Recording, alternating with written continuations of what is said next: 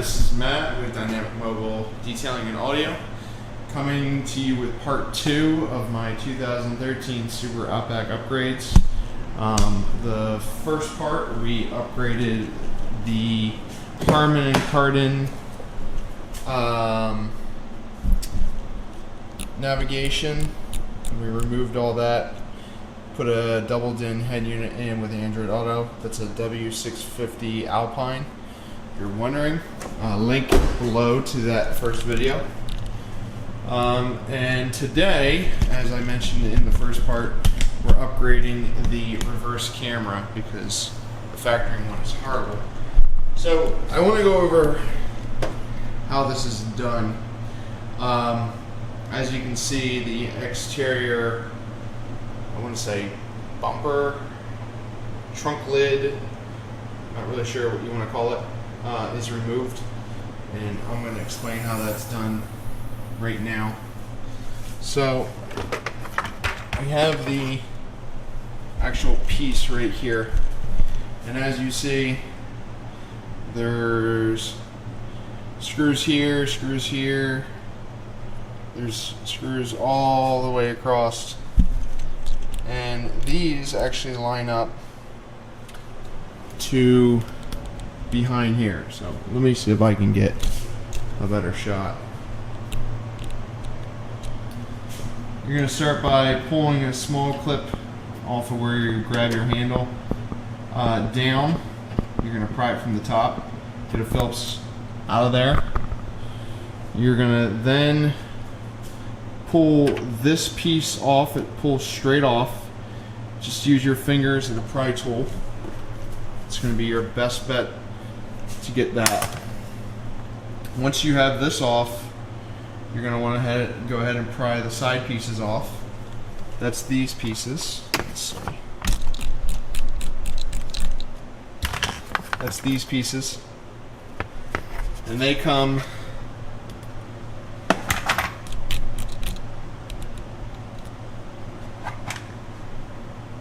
straight out, I should say, towards the center of the car.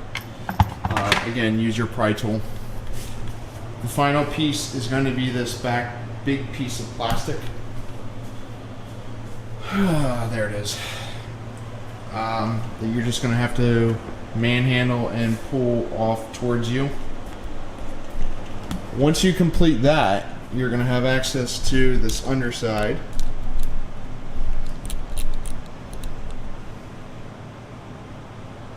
And what you're going to do is you're going to follow these holes where there's going to be I think it's 8mm or 7mm. You're going to need a long reach and an extension.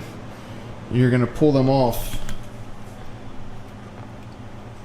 I got 2, 4, 6, 8, 10, 12, 14, 16. And the last piece before you do that is you're going to want to pull the Phillips screws out of your license plate covers and pull them down. Once you do that, you're going to pull this piece off, which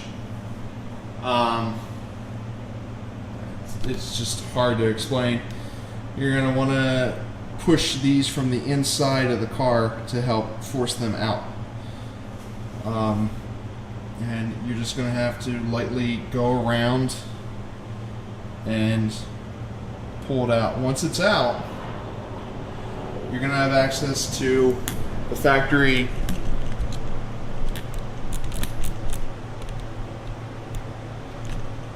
reverse camera. That reverse camera with a wire coming out of the back. So you're going to unscrew this connector that goes to the back of the camera. Once that's unscrewed, you're going to pull it out. Now, if I were to do this whole thing over, I would buy a square camera. Kenwood makes a square camera. Alpine makes a square camera. Ryzen makes a square camera. The company that I went with, though, did not make a square camera, and I just wanted to try something new with some higher quality components. But I do like riser, I believe it is. So here's what I came up with. If I were to do this whole thing over again, what I would do is install it again, and I would get a square reverse camera that mounts right up to these two little square holes, and most of them will. They're all made in the same factory, and for less or for worse, or you can create two new ones, and that'll keep it directly factory. However, mine is not like that, so I'm going to reinstall this without the camera. I'm going to steal this grommet, or I'm going to see if I have a grommet like it.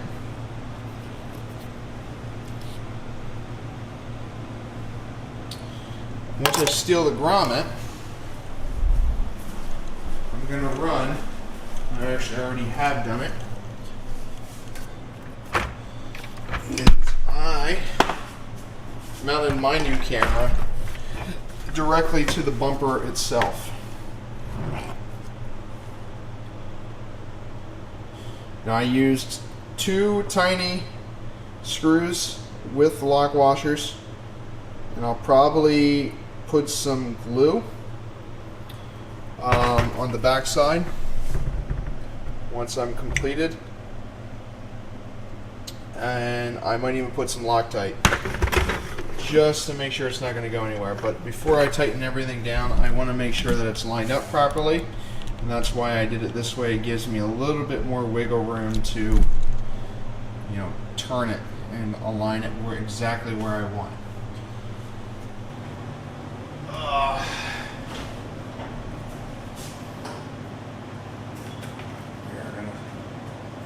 Stick this grommet back in. This is for your reverse latch trigger and your lights. If I had time, I would clean all this and press for time, unfortunately.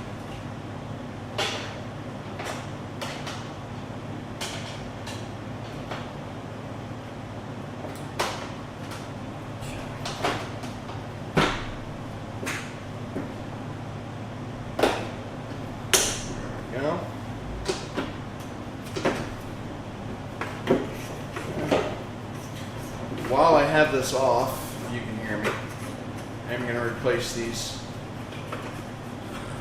license plate lights with LEDs.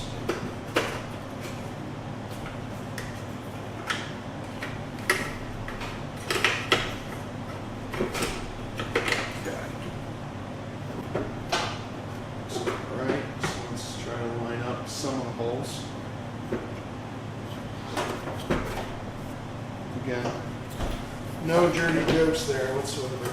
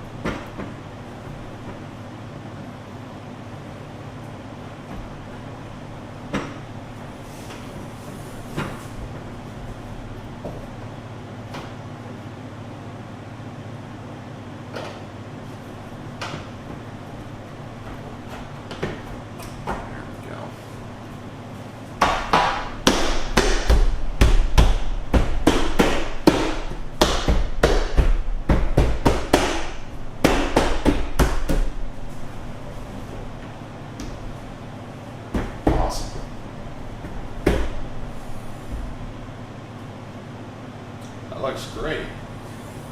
I might black out the screws too. I think I will actually. Okay.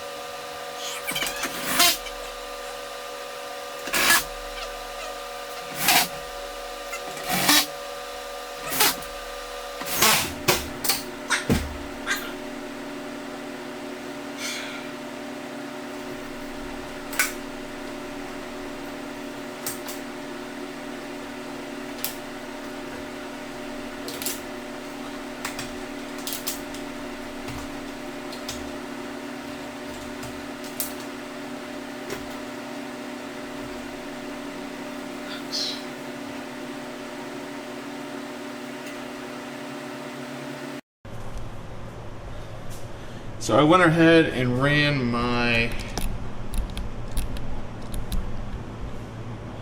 cable to the connection point and let it go through here, and then there's a positive negative to come off. I cut off the positive because I'm not using it and ran the ground right here.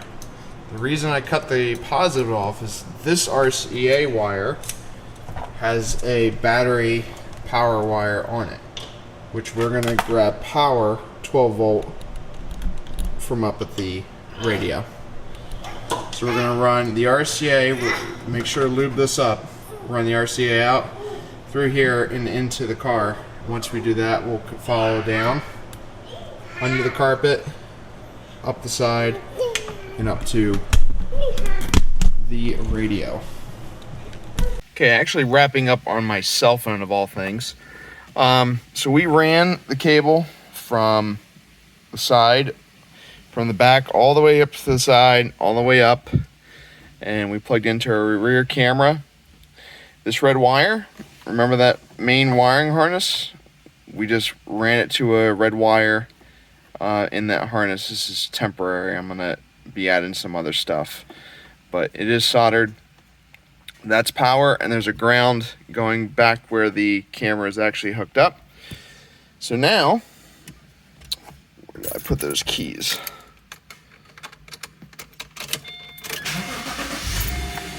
Start it, put it in reverse camera. As you can see, the quality is way better than the factory one that comes in 2013. So that's also one thing I did was I adjusted my warning lights. Some head units you can do this, some you can't. I disabled the cameras lines, and I wanted to use the ones that come with the radio because they usually have better options. So in my setup of my W650, if I go to camera, if I go to guide, and I go to adjustment, I can adjust each one of these. I can adjust the cones, I can adjust the centers. So I like to be a little bit more daring, so I put my warnings pretty close. So that's basically the entire install for now. This is just for the head unit and the reverse camera.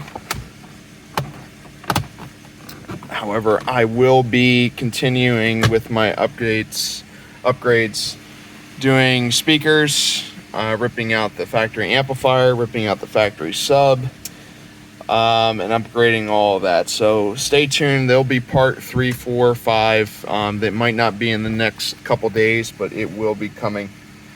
So if you like this, please hit the like button, subscribe for further videos, and share if you found this helpful. This is Matt with Dynamic Mobile Audio and Detailing. Take care.